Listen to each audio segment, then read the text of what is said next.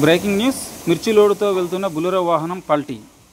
భద్రాద్రి కొత్తగూడెం జిల్లా చర్ల మండలం దండిపేట మూలమలుపు వద్ద అదుపు తప్పి మిర్చి లోడుతో వెళ్తున్న బులెరో వాహనం పల్టీ కొట్టింది. ఈ బులెరో వాహనం కొత్తపల్లి నుండి మిర్చి లోడుతో గుంటూరుకి వెళ్తున్న సమయంలో దండిపేట ప్రధాన రహదారిపై మూలమలుపు వద్ద అదుపు తప్పి పల్టీ కొట్టింది. ఈ రోడ్డు ప్రమాదంలో ఎవరికి ఎటువంటి ప్రమాదం జరగకపోవడంతో స్థానికులు ఊపిరి పీల్చుకున్నారు.